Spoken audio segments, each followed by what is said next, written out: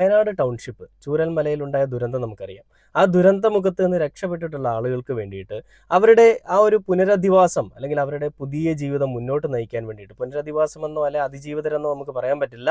അവരുടെയൊക്കെ ഒരു പുതിയ ജീവിതം കെട്ടിപ്പടുത്തുയർത്താൻ വേണ്ടിയിട്ട് ഇടതുപക്ഷ സർക്കാർ എന്ന് പറയുന്ന ഹൃദയപക്ഷം എന്നൊക്കെ നമുക്ക് വേണമെങ്കിൽ പറയാൻ സാധിക്കുന്ന ആ ഒരു ആളുകൾ, മനുഷ്യസ്നേഹികൾ, മനുഷ്യനെ അടുത്തറിഞ്ഞ് അവർക്ക് വേണ്ടി എന്ത് ചെയ്തു കൊടുത്താൽ അവരെ എങ്ങനെ സ്നേഹത്തോടെ കൊണ്ടു നടക്കാം, അല്ലെ അവർക്കൊക്കെ വേണ്ടിയിട്ട് ഒരു ആവശ്യത്തിന് വേണ്ടിയിട്ട് എന്തൊരാവശ്യത്തിന് വന്നാലും അത് ഏതൊരു സമയമാണെങ്കിലും അതെല്ലാം ചെയ്തു കൊടുക്കണമെന്നുള്ള നിശ്ചയദാർഢ്യത്തോടു കൂടി ഇരുന്നിരുന്ന കുറച്ച് ആളുകളെ നമുക്കറിയാം. ആ ആളുകളായിരുന്നു ഇടതുപക്ഷത്തിന്റെ അനുഭാവികളായിട്ടുണ്ടായിരുന്ന കെ രാജൻ അടക്കമുള്ള, മുഖ്യമന്ത്രി അടക്കമുള്ള ഒരുപാട് ആളുകളുണ്ട്.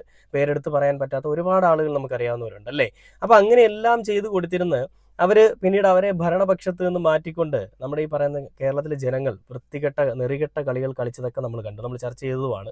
അപ്പൊ അങ്ങനെ ഇരിക്കുന്ന സാഹചര്യത്തിൽ ഇപ്പോൾ വലതുപക്ഷത്തിൽ, അതായത് ഭരണപക്ഷമായിട്ട് വരാൻ പോകുന്ന വലതുപക്ഷത്തിൽ മുഖ്യമന്ത്രിയെ തീരുമാനിക്കാൻ